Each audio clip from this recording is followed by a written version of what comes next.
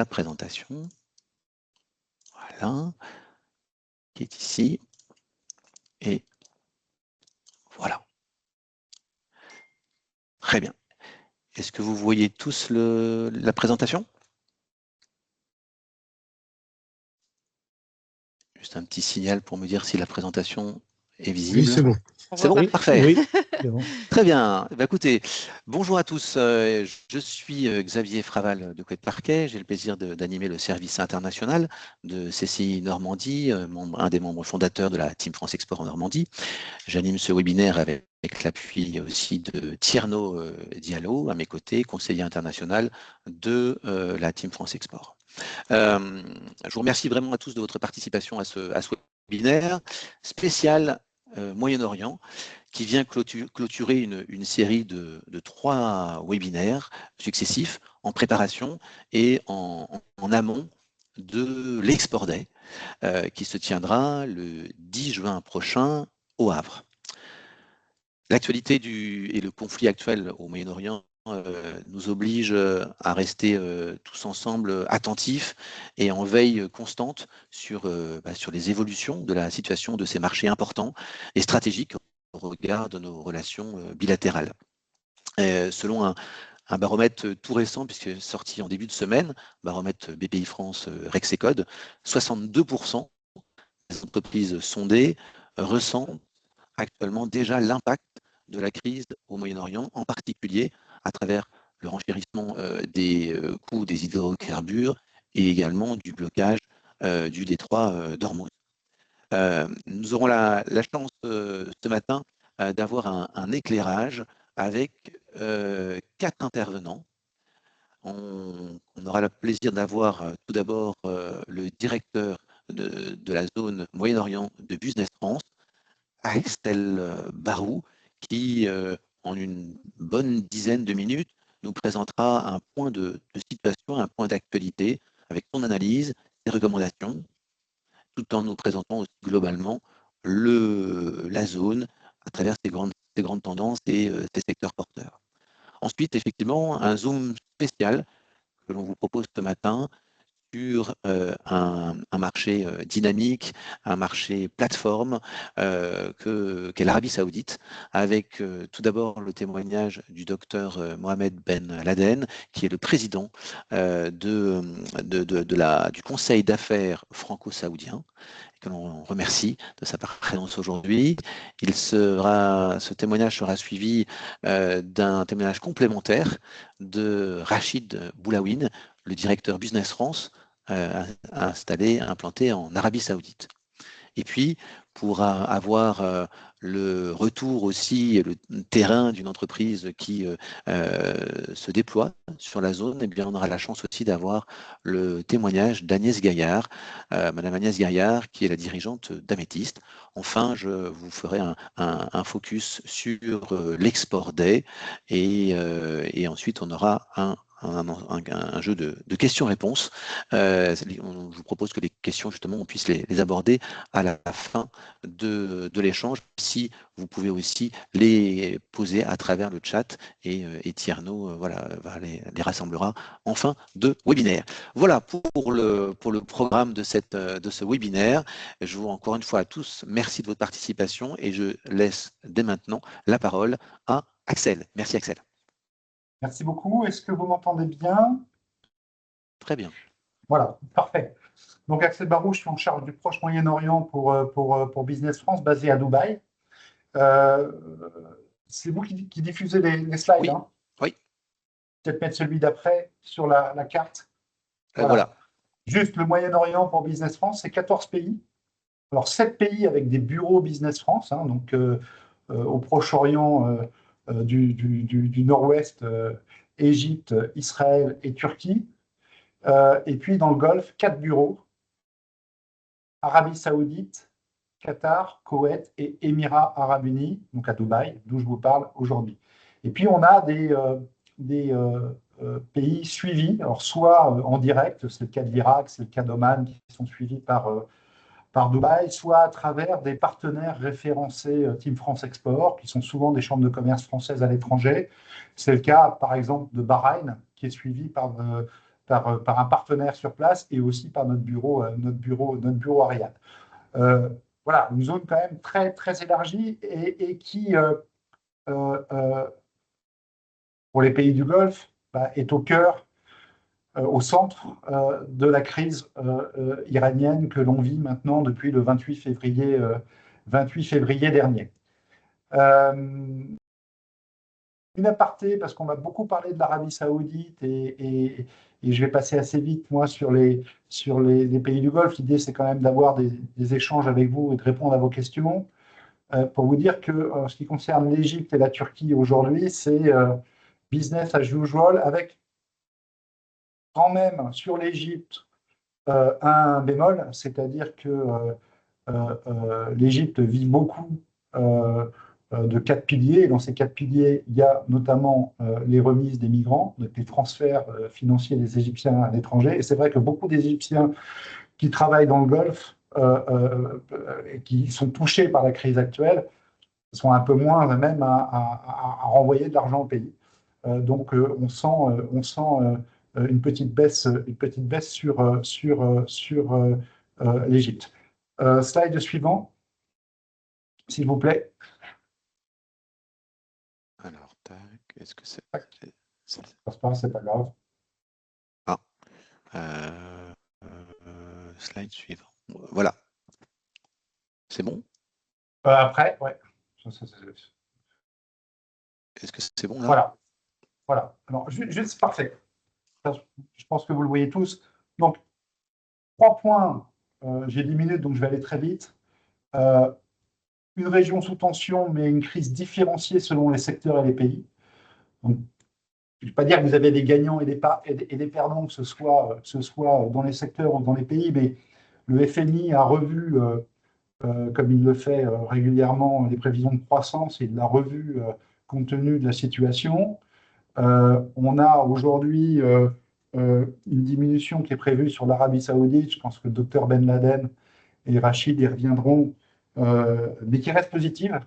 Hein, on avait une croissance estimée à 4,5% fin d'année 2025 sur l'année 2026 sur l'Arabie Saoudite. Dernier chiffre du FMI, c'est 2%, mais en positif pour l'Arabie Saoudite. Pour les Émirats, on était à presque 6% de croissance anticipée et la croissance a été revue à la baisse à 3,1% de croissance pour 2026. Mais, et c'est contre-intuitif, on reste en croissance. Si je prends le cas du Qatar, on est en revanche à moins 8,6% sur les dernières prévisions du FMI sur 2026, Koweït moins 0,6%, Bahreïn moins 0,5%. Donc, et Oman toujours en positif. Donc vous voyez qu'au niveau de la crise qui a été connue, il y a des pays qui s'en sortent aujourd'hui un peu mieux que d'autres. C'est le cas de l'Arabie Saoudite, des Émirats et d'Oman dans la région. C'est moins vrai pour Koweït, Qatar et Bahreïn. Sur les secteurs d'activité, alors évidemment, vous avez tous les chiffres et puis on vous les donne régulièrement. Hein. Vous avez des secteurs qui sont... l'impact est évidemment majeur. Vous ressentez, ça a été dit, dans votre activité quotidienne, dans l'activité de vos entreprises. On a un environnement général qui reste très dégradé sur le plan opérationnel. La logistique, les coûts de transport, les assurances, le détroit est toujours bloqué.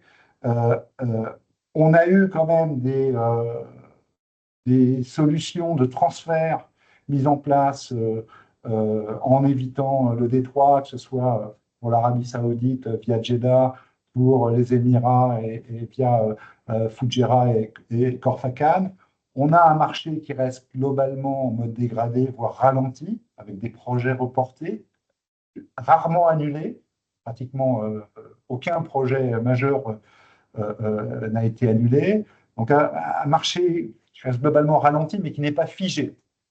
La logique, et ce qu'on dit, nous, à l'ensemble de nos clients et des entreprises, c'est pas de précipitation, mais pas de coupure du lien commercial, pas de coupure de la relation. Au contraire, d'ailleurs, un renforcement de cette relation avec une potentielle réaccélération, voire un effet de rattrapage au deuxième semestre 2026. Donc, ce qu'on encourage au niveau zone, au niveau des entreprises, c'est de se positionner maintenant pour, j'allais dire, capter le rebond. Je fais une aparté, notre directeur général de Business France, vient de passer 2 jours à Dubaï pour d'abord suivre les grands projets d'investissement et d'export. Pour nous, Dubaï, c'est une très forte place de salon et où on a des engagements sur nos mètres carrés, hein. Donc, discuter avec les autorités locales sur leurs perspectives. Alors évidemment, le discours est positif. Alors, on nie pas la réalité. Le discours est de dire on aura un cap à passer, il sera compliqué. Des crises, on en a déjà connu. Celle-ci est majeure, mais comme les autres, elle sera surmontée sur un calendrier de court moyen terme. Je ne vais pas revenir sur le blocage des corridors logistiques, ça, vous en entendez parler à longueur de journée, sur l'explosion des coûts. Sur les secteurs, on a aujourd'hui des secteurs qui restent résilients sur l'ensemble de la zone, voire prioritaires. Évidemment, tout ce qui est énergie utilities, tout ce qui est infrastructure, construction. Les Émirats ont annoncé un très vaste projet mené par ADPIC de 50 milliards de dirhams, donc à peu près 12,5, 13 milliards d'euros, qui sont lancés maintenant. Donc en pleine crise, on lance ces projets pour 24 grands projets d'équipement d'infrastructures, donc avec volonté de projection vers l'avenir, sur 18 mois. Ça, c'est sur la partie infra. La santé, bien évidemment, l'agroalimentaire dans une optique de sécurité alimentaire, et c'est vrai pour l'ensemble de la région. Les secteurs sous pression, sous tension et qui souffrent énormément, évidemment le tourisme, hospitality. Alors sur le tourisme, on a peut-être tombé les premières semaines de crise à des taux de remplissage des hôtels qui étaient absolument catastrophiques. On parlait de 3% de taux d'occupation sur le Bourget Al Arab, qui est normalement un hôtel qui est occupé à 85-90%. On est remonté. On est aujourd'hui sur les Émirats autour de 20 à 25% de taux d'occupation sur les hôtels. Alors, ce n'est pas encore les 80%, mais il y a la vie reprend le dessus. Le retail et le luxe, qui dépendent beaucoup du tourisme, sont aussi en souffrance. Évidemment, le secteur aérien, même si les compagnies locales, c'est vrai pour la Saoudie, qui doit être sous contrôle de Dr Ben Laden et de Rachid, qui doit être à 70% de ses vols maintenant, 85% pour Emirates, 70% pour Etihad, Fly Dubai également vole. Voilà, les compagnies européennes et internationales ont suspendu leur vol pour l'instant. Pour Air France, je crois que c'est suspendu jusqu'au 4 juin. Voilà, je veux pas être trop long sur la présentation. On a beaucoup, alors ça vous sera diffusé donc, par les liens, vous avez beaucoup d'éléments que vous pourrez télécharger. Tout ça est en lien direct. Le livre blanc sur les opportunités, alors il date de juin 2025 et on va évidemment le remettre à jour, mais on garde quand même de grosses opportunités. Vous avez tous nos guides des affaires. Vous avez notre agenda 2026 sur l'ensemble de la zone, alors qui a été revu compte tenu de la crise, hein. Nous, on travaille beaucoup en individuel, donc on accompagne beaucoup d'entreprises en individuel, parfois, alors, soit physiquement quand elles peuvent venir, soit en format digital. On a dû reporter au second semestre l'ensemble de nos événements collectifs. Donc, on va avoir un second semestre particulièrement actif et chargé. On a un événement majeur en France, je terminerai là-dessus, qui s'appelle Vision Golf, que beaucoup d'entre vous connaissent, qui se maintient et qui aura lieu les 18 et 19 juin au ministère des Finances à Paris. Très fort appétit de nos partenaires du Golfe. L'an dernier, on avait 550 partenaires du Golfe qui étaient venus à Paris pour l'événement. On va encore dépasser les 500 partenaires du Golfe cette année. Alors certains ont dû, en raison de la crise, de dire bah, là, cette année, ça va être compliqué. Je prends le cas de Emirates Global Aluminium. Vous savez que Alba au Bahreïn et EGA, Emirates Global Aluminium, aux Émirats, sont des acteurs majeurs sur l'aluminium premium. Bon, ils ont été tous les deux touchés par les bombardements, par les attaques de drones iraniens. L'activité est quand même très compliquée, avec même un arrêt d'activité pour EGA.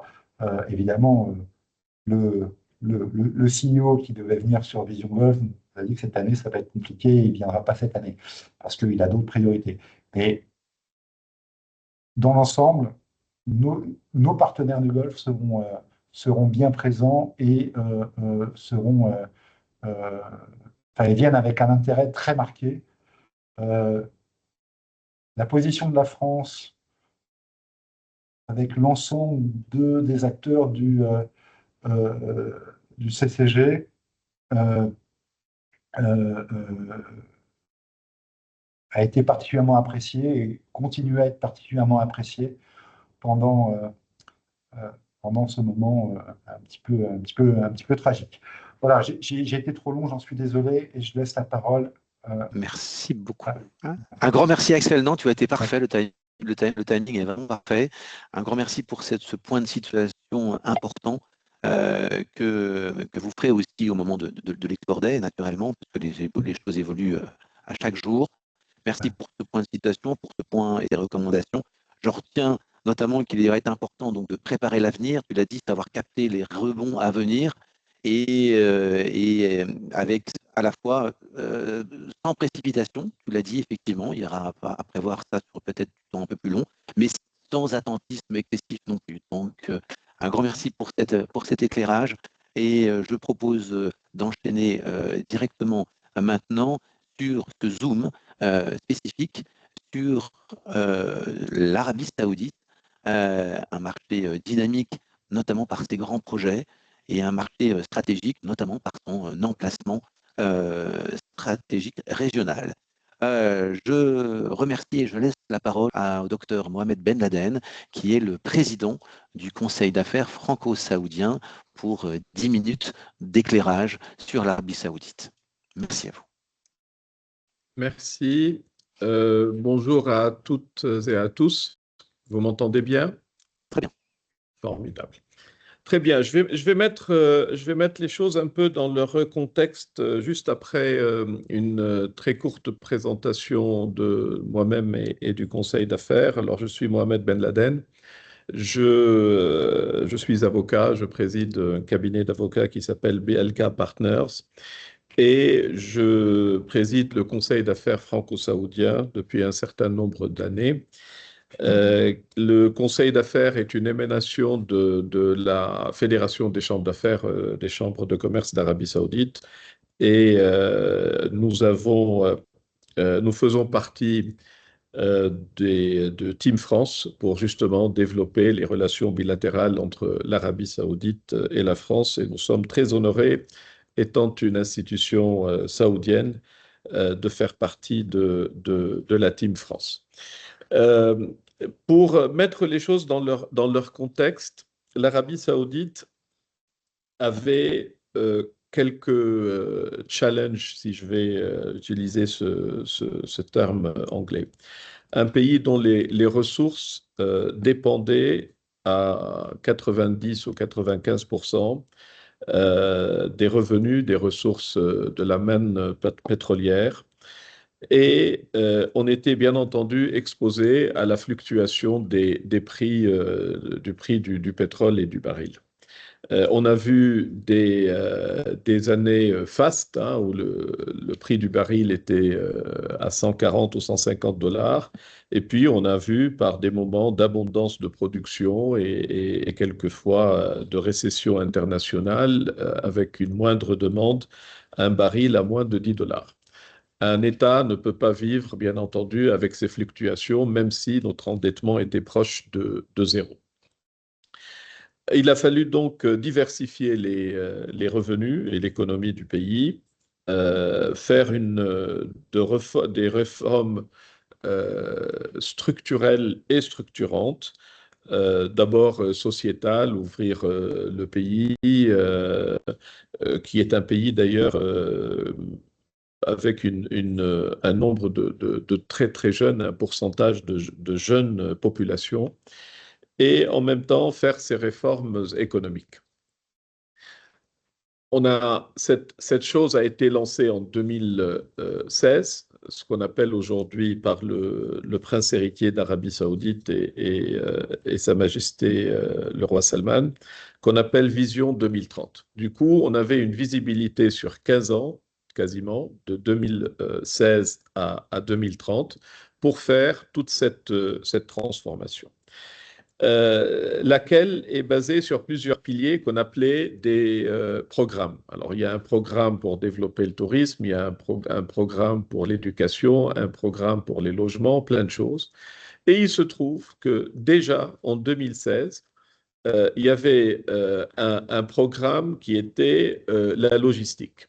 Et d'ailleurs, cette slide présente très bien ces sujets. Le défi, en tout cas, je ne sais pas si c'est un défi, aujourd'hui ça l'est, mais autrefois c'était de mettre en avant des atouts saoudiens, l'emplacement géographique de l'Arabie saoudite, plus gros pays de la péninsule arabique, de belles rives à l'ouest et à l'est, connecter l'Asie du Sud-Est en passant par l'Arabie saoudite et ses ports, que ce soit à l'est ou à l'ouest, et avec des débouchés à notre ouest en Afrique, vers le nord des pays qui étaient à l'époque en tension, je parle précisément de la Syrie, et cette dynamique avec les autres pays du Conseil de coopération du Golfe, soit principalement sur les aspects logistiques, Dubaï, qui est une formidable plateforme avec le port de Jebel Ali. Et on avait les briques, en fait, on avait les ports qui étaient là, une infrastructure extraordinaire, on a une infrastructure routière, ferroviaire qui est formidable. On a un pipeline, un tuyau, méga tuyau, viaduc qui lie l'Est, Al-Jubail justement, à Yanbu à l'ouest, pour faire passer tout le pétrole. Voilà, c'est en rouge. Parce que la zone de production pétrolière se trouve à l'est et en fait ce pipe permettait de transporter le pétrole vers la ville ou le port de Yanbu et l'acheminer par le canal de Suez. Et il se trouve que toutes ces briques, d'ailleurs ce tuyau-là, il est en plein fonctionnement aujourd'hui, quasiment 10 millions de barils par jour, sur une production totale de l'Arabie saoudite qui oscille entre 10 et 12 millions en fonction de la demande internationale. Et si vous faites un simple calcul, entre 10 millions et 7 millions qui transitent par ce chemin aujourd'hui, et si vous regardez le prix du baril qui était autour de 60 et le cours d'aujourd'hui, vous allez très vite faire une équation et comprendre que nous sommes dans une situation relativement favorable et excédentaire. Voilà. Et en 2019, on avait un programme. Tout ça, c'est pour vous dire que, en fait, ces choses qui ont été lancées bien avant cette crise, hein, c'est que le tuyau était en place depuis fin des années 80. Les ports l'infrastructure portuaire était là et que la position de l'Arabie saoudite, je crois qu'elle n'a pas changé géographiquement, l'emplacement, et que tout ça, il fallait juste le mettre en briques ensemble, l'embriquer. Et c'est ce qu'on a appelé le NIDLIP, qui est en fait un programme justement de remettre ces aspects logistiques ensemble. Alors, trois aéroports, un port, ce qu'on appelle le dry port, hein, sec, de Riyad, où beaucoup de marchandises y viennent depuis le port de Dammam.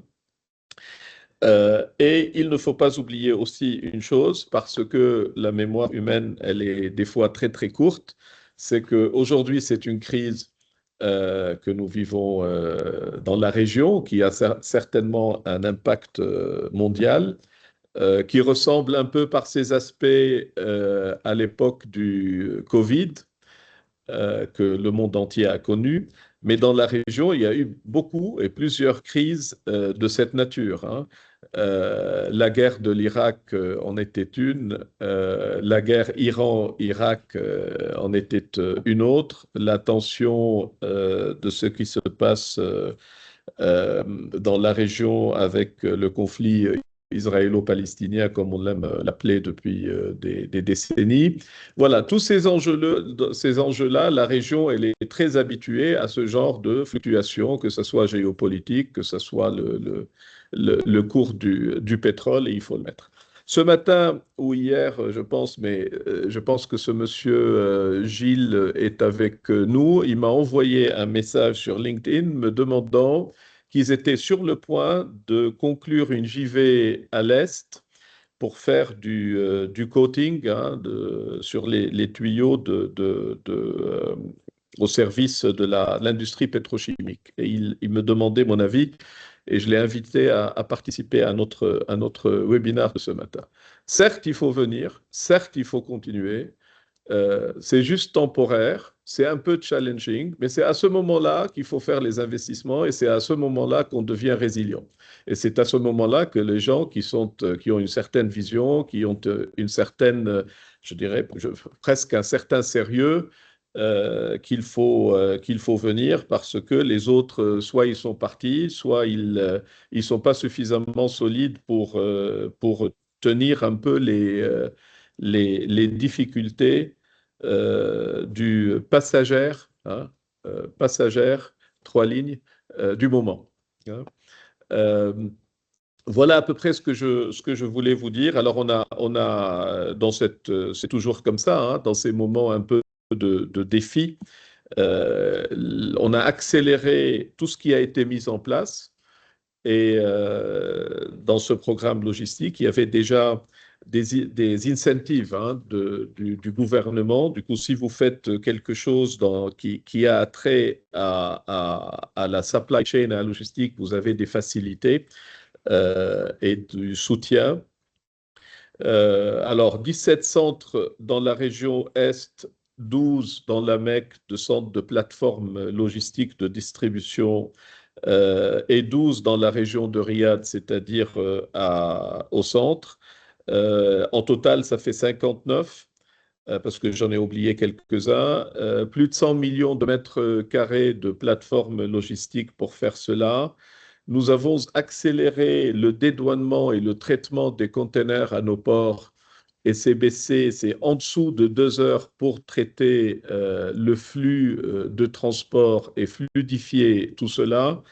Les sociétés qui ont été créées dans ce secteur depuis 3 ou 4 ans sont au nombre de 1500, vraiment dans le secteur logistique. Et nous sommes, enfin, avant la crise, hein, l'Arabie est au 38e rang de l'indice de performance logistique. On a gagné 17 places en un an.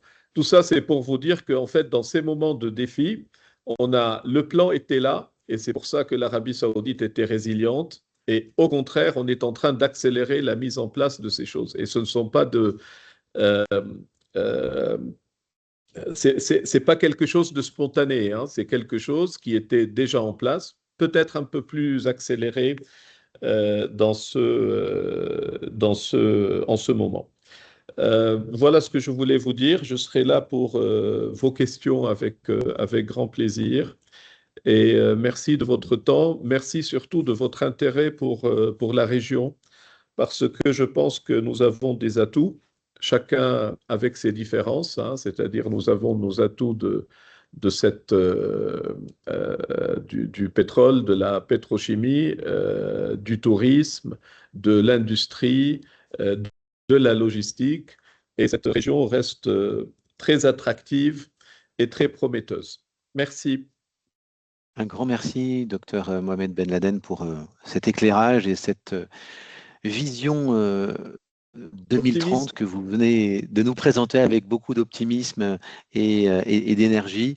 Je retiens notamment un pays stratégique, un pays de grands projets, un pays avec 0% d'endettement. Vous avez dit que c'était ça au début, je ne sais pas si ça l'est encore aujourd'hui, mais ça peut faire rêver plusieurs pays Ça de l'est moins. l'OCDE.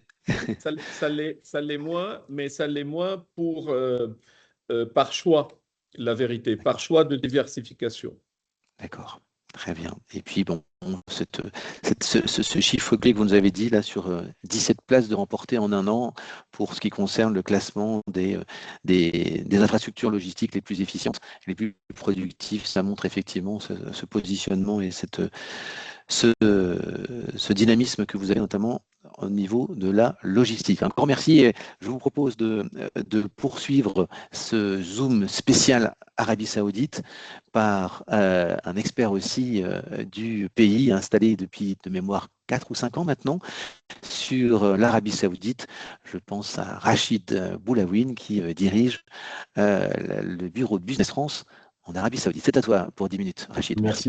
Merci, cher Xavier. Je te remercie, toi et toute l'équipe de la Team France Export sur la Normandie, en tout cas pour ce moment proche et Moyen-Orient. On est pour passer quelques messages très forts auprès de nos entreprises françaises connectées ici, contactées par beaucoup d'entreprises françaises.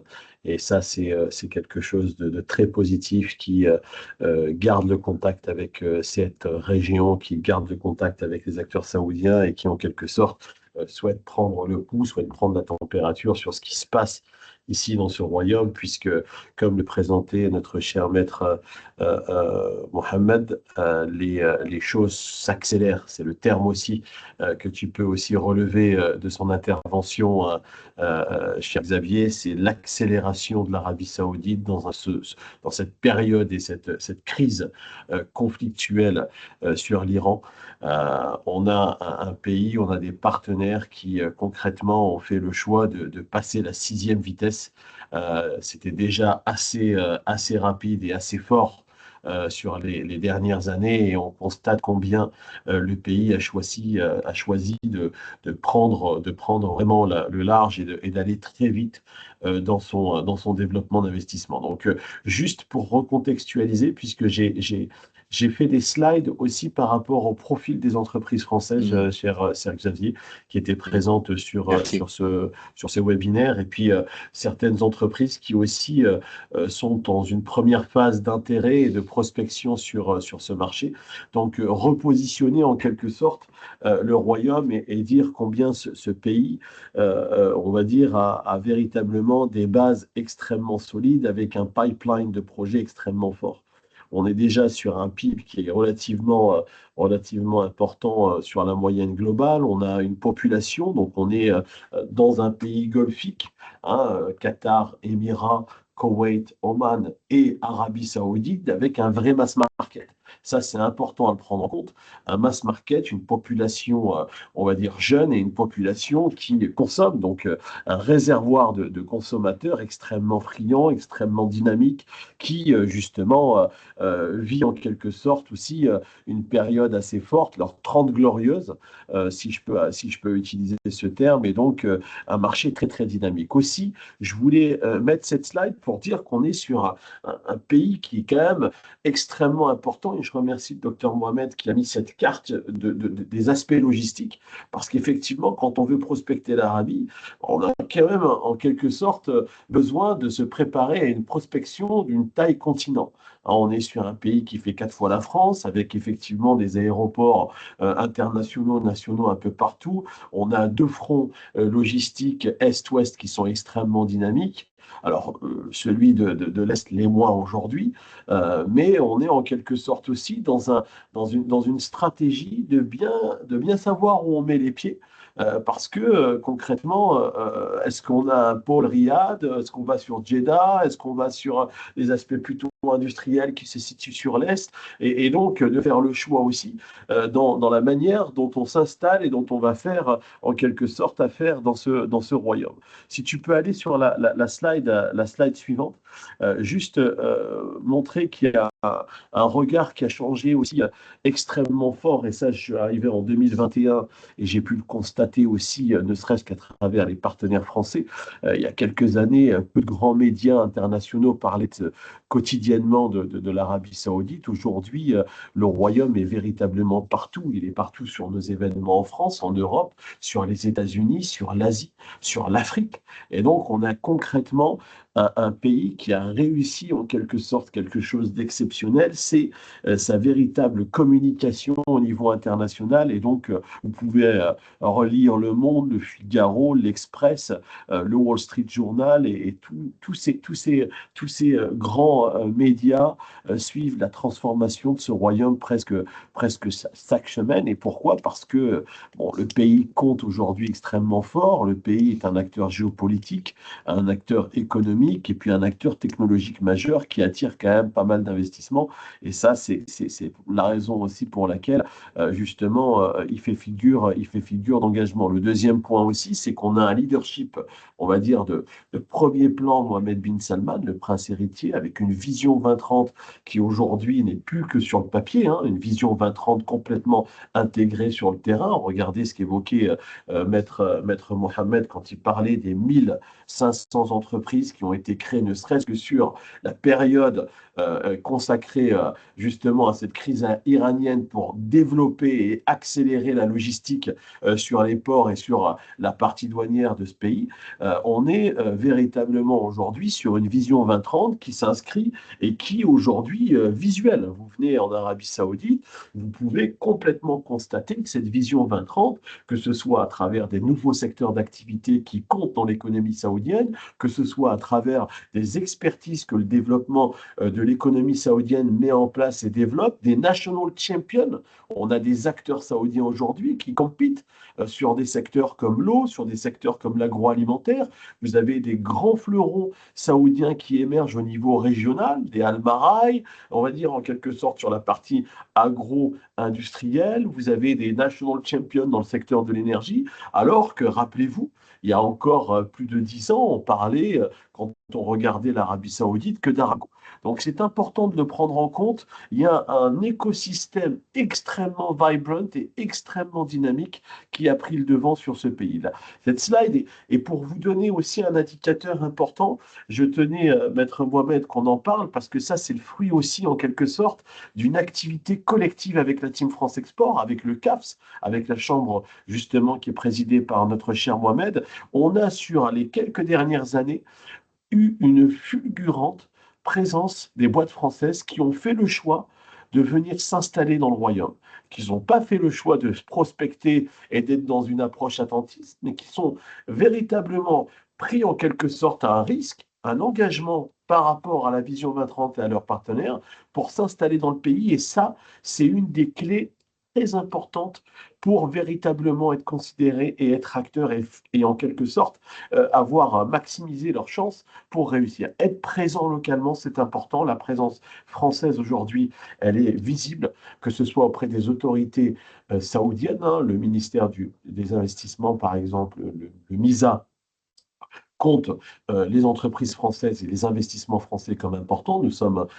présents avec un stock important. Nous sommes le deuxième après les UAE en stock d'investissement, par exemple. Et même au niveau européen, si on regarde par rapport aux Américains, on se débrouille plutôt mal. Donc, on a aussi au sein du CAFS depuis quelques années maintenant un nombre important d'entreprises françaises qui ont pris part en membership, qui sont présents, qui sont avec nous tout au long de l'année, qui sont présents à nos côtés sur nos événements et qui qui, en quelque sorte, quand on échange avec elles, bon, bah, ont aussi grandi, ont aussi recruté localement, ont aussi fait avancer leur entreprise et gagnent des projets. Donc ça, c'est aussi un message extrêmement fort à faire passer à l'ensemble des connectés présents avec nous. Nous sommes, on va dire, un acteur très sérieux, pris au sérieux par les autorités saoudiennes et par les partenaires saoudiens, durable, sustainable et dans le temps.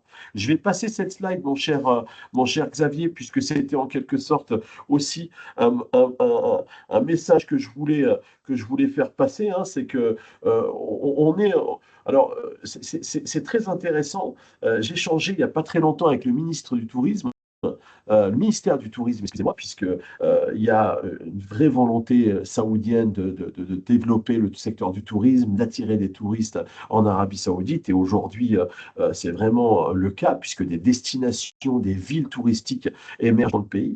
Et ce monsieur m'a dit quelque chose d'extrêmement fort. Il m'a dit, Riyad, c'est une marque. Riyad, c'est une marque. Regardez aujourd'hui, c'est une marque comme n'importe quelle destination. C'est une marque sur le plan investissement, c'est une marque sur le plan sociétal, c'est une marque sur le plan aussi tout simplement de l'attraction des marques de luxe et des marques de voitures, par exemple, puisque aujourd'hui, des grands salons du consumer end se passent aujourd'hui à Riyad.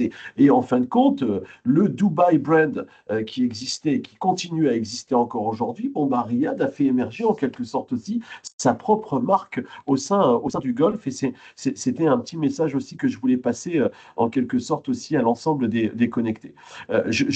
Si tu peux revenir juste sur la slide d'avant, s'il te plaît, on parlait de tech. Je voulais mettre un gros focus aussi dans notre intervention sur la participation extrêmement forte des Saoudiens encore, sur la participation extrêmement forte voilà, sur l'IA et sur la technologie. Le Royaume a mis en place des investissements extrêmement forts en matière de transformation digitale. Ils sont extrêmement avancés, ne serait-ce que dans leur, on va dire, dans leur quotidien. Hein, le Saoudien, la Saoudienne utilise le digital de manière très fréquente pour faire des achats, pour faire des choses, voilà, pour aller vérifier, renouveler leur passeport, renouveler leur carte d'identité. Il y a une application ici qui s'appelle Abshir que je vous invite à aller vérifier, à aller regarder. C'est une vraie transformation de l'administration saoudienne pour le service public des Saoudiens. En quelque sorte, on est sur une stratégie, et là c'est aussi Vision 2030, de devenir l'une des économies numériques les plus avancées au monde. Et donc, on le voit aussi, nous, parce qu'on a des entreprises françaises qui sont extrêmement puissantes là-dessus et qui misent sur l'Arabie Saoudite dans ces secteurs, les data centers, le cloud, la cybersécurité, les smart cities, les fintech, les startups de technologie. On a des startups qui réussissent en Arabie Saoudite. Et donc, on a véritablement un message fort des Saoudiens, c'est déjà en termes d'investissement, hein, il y a une entreprise saoudienne qui s'appelle Humane. D'ailleurs, au sein du board du CAF, vous avez pas mal d'acteurs qui sont de premier plan dans le secteur justement du numérique et qui sont en quelque sorte des grands donneurs d'ordre. Et donc voilà, le message aussi, c'est que vous avez une composante innovante, vous avez une composante numérique, vous avez en quelque sorte une société et une technologie, un produit qui a déjà des références prouvées. Venez tester votre marché sur votre produit sur l'Arabie Saoudite parce que ça marche. Aujourd'hui, vous venez sur un quartier qui est très connu ici à Riyad et vous allez rencontrer des Google Cloud, des Oracle, des Microsoft, des AWS, l'ensemble des acteurs de la tech se sont installés ici, les Huawei aussi, les Chinois sont là, les Tencent sont là, donc ça va quand même assez vite.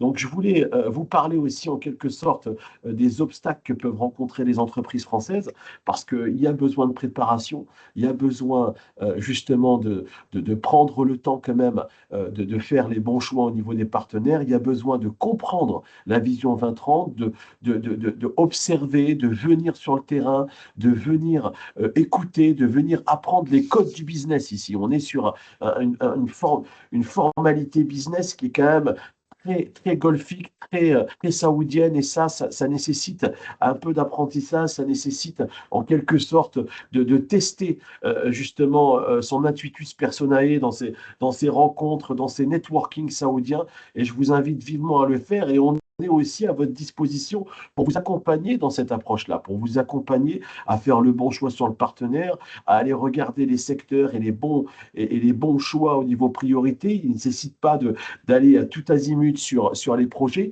Choisissez un client, choisissez un projet, faites votre référence, travaillez-le bien, parce que c'est du temps, c'est de l'endurance. Et une fois que vous avez réussi on va dire, en quelque sorte, l'emporter auprès d'un client ou d'un partenaire, et ben là, vous avez une référence qui est prouvée, vous avez en quelque sorte aussi une expérience, un track record à la saoudienne, et vous pouvez aller ensuite vous engager sur d'autres profils.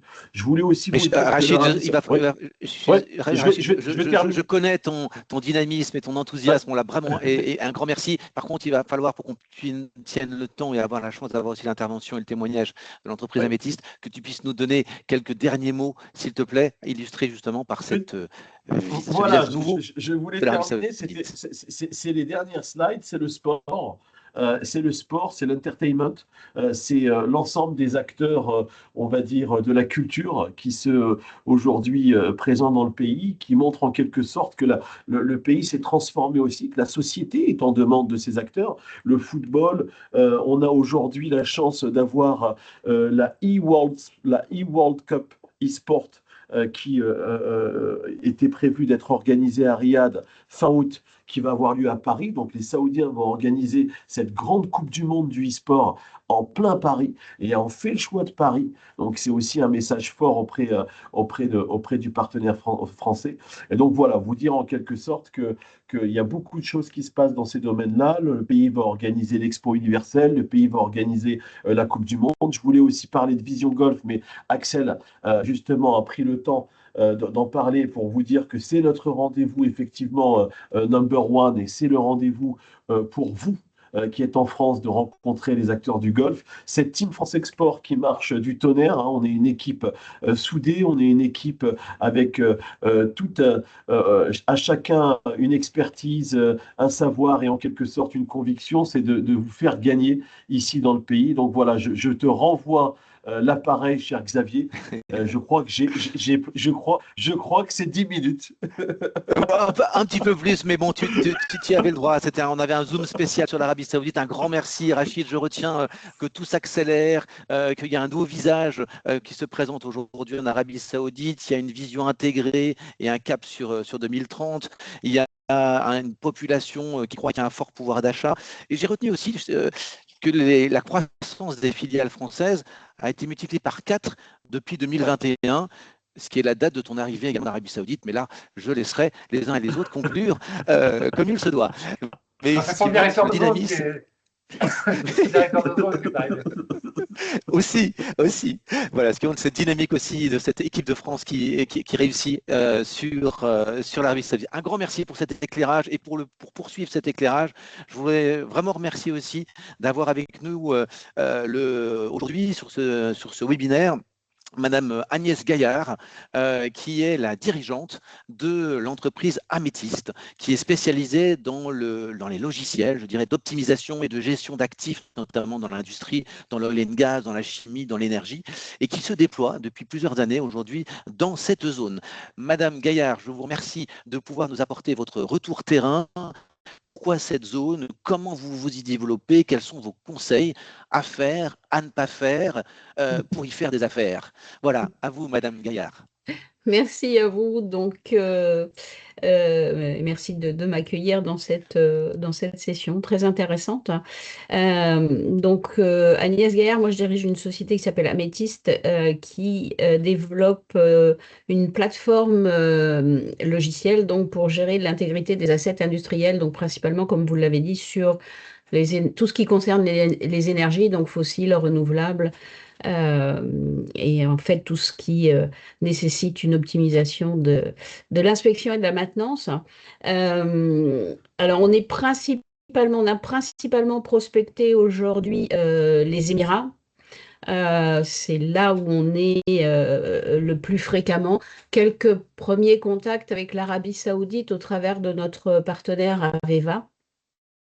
Alors moi, ce que je peux dire de mon expérience, Bon, déjà, moi, c'est une région qui me plaît énormément parce qu'il y a un dynamisme. Je sais qu'à chaque fois que je reviens de l'un de ces pays, je reviens complètement boostée et voilà, avec plein d'énergie et plein de belles choses dans la tête. Alors, il faut être bien préparé pour y aller.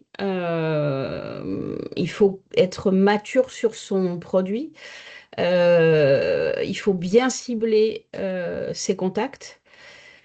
Euh, c'est pas forcément toujours facile. Alors, nous, on a quand même une difficulté, c'est qu'on a un produit, c'est un produit de niche où il y a peu de concurrence et où la concurrence principale sont des très très grosses sociétés américaines et qui n'ont évidemment pas les mêmes moyens qu'une PME française pour faire de la communication et pour approcher les grands comptes.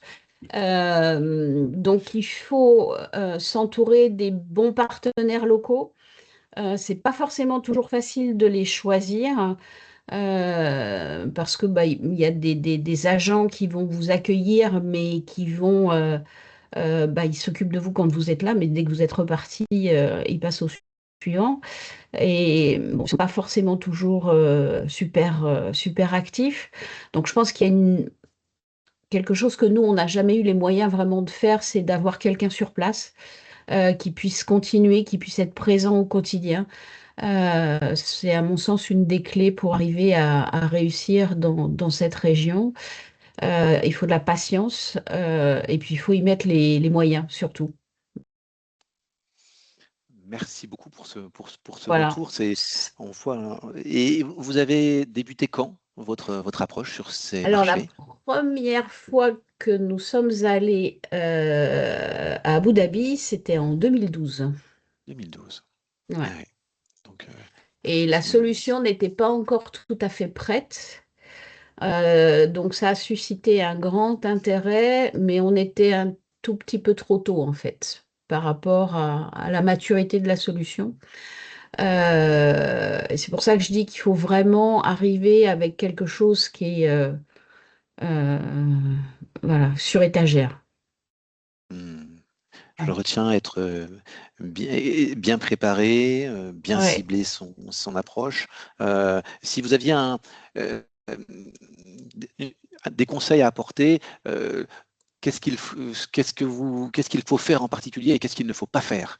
Si vous aviez voilà, deux conseils à faire Euh, vraiment et à ne pas faire. Se précipiter pour choisir un agent, surtout Ah pas. ouais, Ah d'accord. oui, il faut vraiment très bien le choisir parce que, alors, je parle des Émirats principalement, l'Arabie Saoudite, je connais beaucoup moins. Ne pas se précipiter pour choisir son agent parce qu'une fois qu'on a signé avec lui, c'est pas pour un an, c'est quelque chose qui est un peu marqué dans le marbre, donc on ne change pas d'agent comme ça. Hmm. Alors d'un côté, il y a des grandes familles qui ont leur boutique, entre guillemets, hein, qui sont ravis d'accueillir une multitude de sociétés, mais quand vous êtes petit, c'est pas forcément facile. Alors certes, c'est attirant parce que ils ont les bonnes ouvertures, Hmm. mais ils ont tellement de sociétés que c'est pas forcément facile euh, de, de travailler avec eux. Euh, d'un autre côté, il y a toutes les tailles de petits acteurs, de moyens acteurs. Et c'est pas forcément toujours facile d'arriver à trouver le bon interlocuteur. D'accord. Et puis, Moi, je, c'est ça la plus grosse je difficulté, en fait. Voilà. d'accord, d'accord. Et votre conseil, on l'a bien compris, c'est surtout y aller parce qu'on revient enthousiasmé, on revient avec plein d'énergie. Ça, Ah ben ça, c'est clair, ouais. c'était votre début, hein. Ça, c'est clair. Moi, je viens depuis des années sur Adipec. Mon escale au mois de novembre, c'est mon booster pour tout l'hiver, hein. Waouh, Ah oui, c'est oui, beau. parce qu'il y a un tel dynamisme, c'est tout le temps en mouvement, quoi. Voilà, c'est. Mais encore une fois, il faut y aller, mais il faut y aller souvent. Et idéalement, il faut avoir quelqu'un sur place. Très ou bien. un partenaire Ok. qui est vraiment super actif Hmm. et voilà, euh, qui va apporter en fait une plus-value à votre solution, où vous allez apporter une plus-value à ce que lui offre, de manière à ce qu'il y ait un véritable win-win qui s'installe. Et voilà. Très Donc, bien. on a des partenaires locaux, hein. On travaille avec Ouais. SGS, on travaille avec Aveva, donc ce sont des grosses entreprises locales. Là, on a des opportunités. Mais encore une fois, faut pas les lâcher, quoi. Donc de la Faut être constance, tout de le temps derrière. l'endurance, la constance, de l'endurance, de la ténacité, y Beaucoup de croire, patience, euh, y de la aller pour revenir avec pugnacité. plein de vitamines. Très bien. Voilà, c'est ça. Écoutez, mais un grand merci pour votre Mais témoignage. avec Témoignage. plaisir. On apprécie d'avoir chaque fois ce retour terrain. Et puis, je sais que vous appuyez aussi vraiment régulièrement sur l'équipe de la Team France Export avec Mm. votre conseillère ici, puis avec ensuite les collègues des bureaux à l'étranger. Donc, merci de votre fidélité Oui, également. et puis on Et je vous va venir vous propose, voir sur l'Arabie Saoudite très prochainement. C'est dans les tuyaux avec Caroline. vous avez vu, vous allez être bien reçu, hein.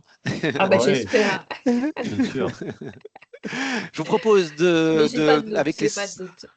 les petites minutes qui Maître Mohamed et moi, en tout cas, on sera ravis de vous rencontrer. Ah bah avec grand plaisir. Voilà, un grand merci. Je vous propose donc de poursuivre et de terminer avec un focus cette fois-ci sur l'Export Day. L'Export Day, c'est l'autre vitamine importante de l'international. C'est ce rendez-vous annuel que l'on organise en Normandie avec l'ensemble des partenaires de la Team France Export Normandie, une réunion et une journée 100% orientée business avec trois grandes promesses, celle de vous permettre de rencontrer des experts, notamment vous aurez la possibilité de rencontrer des experts de Business France et globalement du réseau de la Team France Export en Afrique et au Moyen-Orient. Deuxième promesse, que vous puissiez pour rencontrer, découvrir de nouvelles opportunités par rapport à ces pays, et puis aussi que vous puissiez échanger, réseauter entre pairs, entre dirigeants, entre entreprises. Pour faire bref, cet événement du 10 juin, il est vu dans un parcours.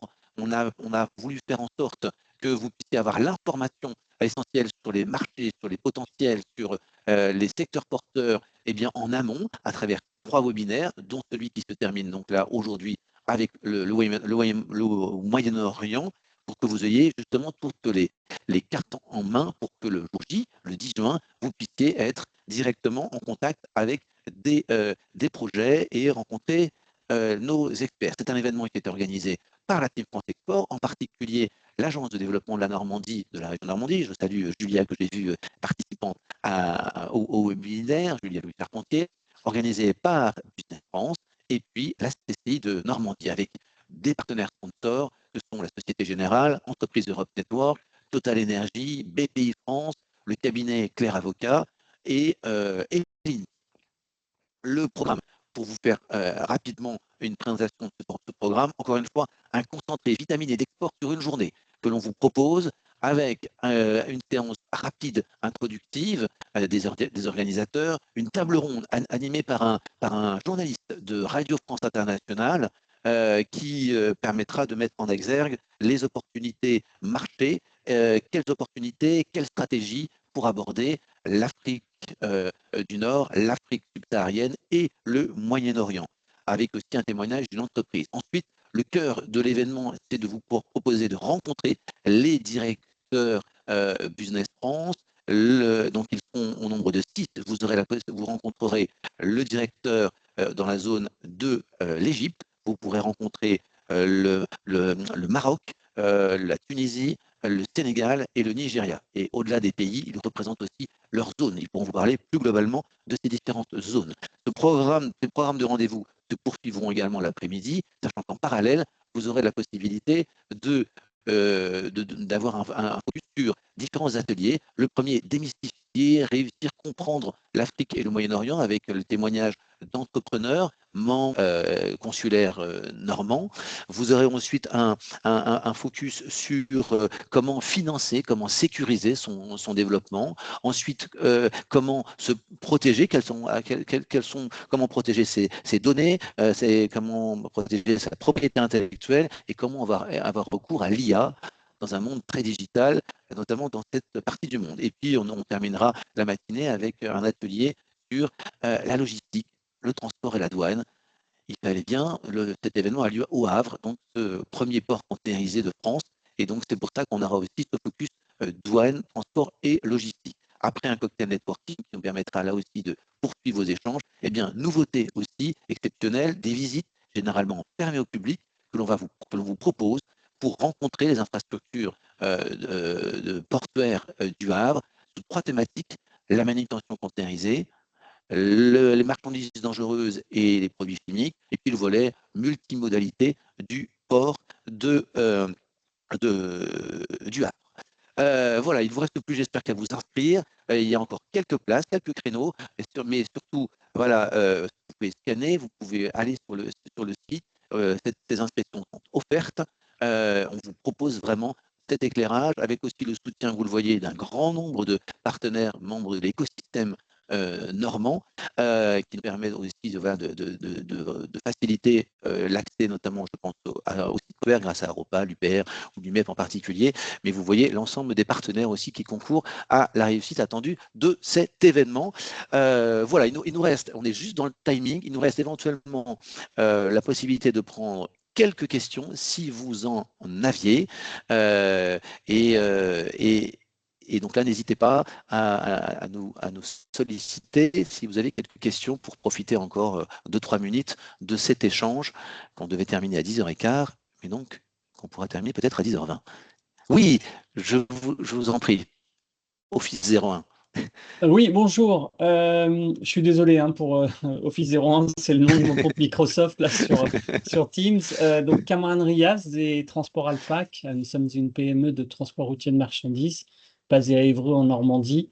Merci pour les intervenants, pour la présentation, les informations partagées, c'était très intéressant. Ma question, alors on a beaucoup évoqué les sujets bien sûr de la logistique, des projets de développement, notamment sur l'Arabie Saoudite bien sûr par rapport au positionnement du pays. Et ma question porte sur les sujets de la transition énergétique.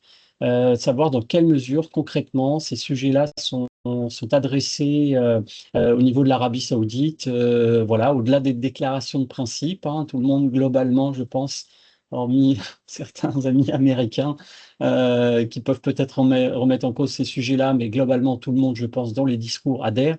Maintenant, dans la réalité, comment est-ce que ça s'est pris en compte encore une fois, sur les sujets transport et logistique? Et pour vous préciser un peu les choses, nous, à notre petit niveau, on est assez engagé avec dans notre activité principale, qui est le transport routier, avec des énergies alternatives au diesel. Et je voulais savoir si ces sujets-là sont vraiment adressés, pris en compte, et dans quelle mesure dans les projets de développement logistique de l'Arabie Saoudite. Je vous propose de répondre. Voilà. Donnons-nous une petite minute pour donner un peu justement envie que vous puissiez venir aussi sur l'Expo pour avoir le complément ensuite des réponses. Mais je vous laisse répondre. Ensuite, tu prends, je prends. Je peux effectivement prendre la question et je te laisse, si tu le souhaites, Maître Mohamed, intervenir. La transition énergétique ici, c'est part entière de la vision 2030. C'est une action et un investissement mis en place par le Royaume maintenant depuis plus de 10 ans, rappelez-vous. Aramco lui-même, opérateur pétrolier, s'est engagé dans une diversification énergétique et le mix énergétique du pays a triplé sur le renouvelable. On a les acteurs français qui sont là dans l'énergie, donc les EDF qui développent aux côtés des Saoudiens Aramco et du National Champion Aqua Power. Regardez ce que fait Aqua Power dans le pays. Tapez sur Internet Aqua, ACW, A Power. C'est l'un des leaders aujourd'hui de la région et voire même au niveau mondial de la transition énergétique en Afrique, en Asie du Sud-Est, où justement il y a une vraie traction d'investissement dans le renouvelable. Ça, c'est la première chose. La deuxième chose, au sein du pays même, production hydrogène. Vous avez Air Liquide qui est présent ici sur Yanbu, qui fait de la production d'hydrogène. Vous avez Neom qui a fait l'acquisition d'une technologie française pour justement le transport hydrogène.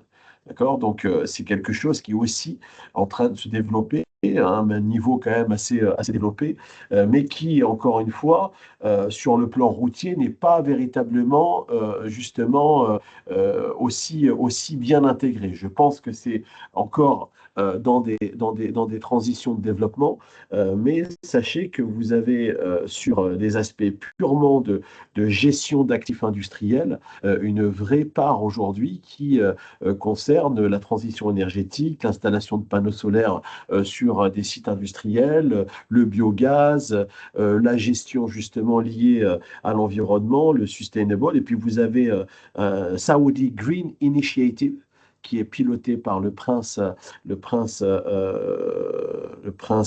ABS, Abdulaziz bin Salman, le ministre de l'énergie, la Saudi Green Initiative. Lisez, il y a tout un site internet. Ils sont présents dans toutes les COP. Ils ont leur propre pavillon, ils arrivent avec leurs propres investissements et fonds d'investissement dans ce secteur. Donc, on est vraiment sur un footprint qui est de plus en plus vert et qui souhaite d'ailleurs que ces giga-projets soient justement vert. Je te laisse la parole, cher Mohamed, si tu veux compléter. Oui. Alors, deux choses, puisque mon ami Rachid a donné le nom de Aquapower pour regarder. Il faudra peut-être aussi regarder Badil, BADEEL.com.sa. C'est aussi une société détenue en partie par le PIF et ça vous donne un peu l'aspect du sérieux et de l'engagement environnemental qu'a l'Arabie Saoudite. Et il y a aussi une autre société qu'il faut regarder, et là je vais arriver au secteur du transport, qui s'appelle Tarshid, TARSHID.com.sa. Et en fait, ça c'est un peu en France, il y a la subvention pour tout ce qui est isolation de logements et autres. Là, les bâtiments publics et autres grands bâtiments, en fait, c'est une société qui vient faire un audit pour l'efficacité énergétique et tous les soutiens qui vont avec. Maintenant, une fois de plus, dans ces moments troubles, on veut rajouter peut-être 15 000 poids lourds pour relever ces défis logistiques. Je ne suis pas certain qu'on regardera de très près le taux d'émission en ce moment. Mais l'engagement est certain et c'est un engagement de long terme et ça fait partie aussi de la vision 2030. Hier, j'avais un ami qui d'ailleurs, il sera à Paris bientôt avec nous pour les réunions du CAFS, mais il me disait que en quelque sorte, le gouverneur, le patron de RCRC, Royal Commission of Riyadh City, il est passé sur le site de l'Expo, il était mécontent parce qu'il y avait beaucoup de poussière qui sortait de terre. Et il lui a dit, il faut traiter ce sujet pour que la ville, sur l'aspect même environnemental et respiratoire, soit à un très bon niveau. Et là, pareil, je vais continuer sur ça. Tous les sites en Arabie Saoudite, les villes aussi, nous cherchons à avoir de la qualité. D'abord, nous faisons du monitoring de la qualité de l'air en continu et sur les zones industrielles et dans les villes. Et nous essayons de les améliorer. Aujourd'hui, il n'y a pas un site industriel. On vient de déposer au cabinet d'avocats une demande pour quelqu'un sur la région de Soudair, à 140 km au nord de Riyad. Dans les demandes de permis, il y a le volet environnemental parmi les requirements, les demandes à soumettre à ces dossiers. Et il y a des contrôles en continu. Voilà, la flotte de transport en fait partie, mais en ce moment, je pense que vraiment les priorités sont ailleurs. Merci. Bon, écoutez, oui, Axel, peut-être que Et tu juste voyais parce qu'il y a rajouter quelque beaucoup de chose? questions, il y a beaucoup de questions dans le chat auxquelles on n'a pas répondu sur les restaurants à Dubaï, sur le Oui. projet Neom, sur les sports équestres, etc. Moi, je vais mettre, et je pense que j'invite évidemment qui le veut à faire la même chose, mettre dans le chat mon adresse mail. Je serais content de continuer à répondre à vos questions. Un mot sur l'intervention de Madame Gaillard. Donc, très heureux de retrouver Madame Gaillard et toujours ravi de pouvoir échanger avec elle, pouvoir continuer à l'accompagner sur l'ensemble de la région.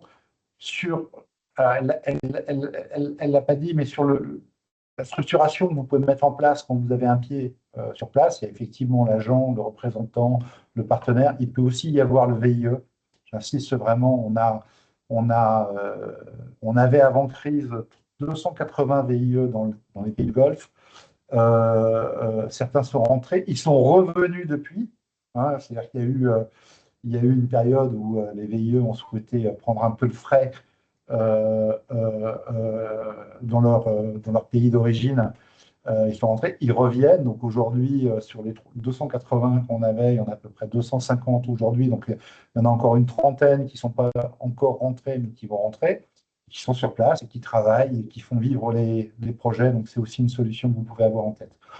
Voilà, et puis sur les autres sujets, vraiment à votre disposition.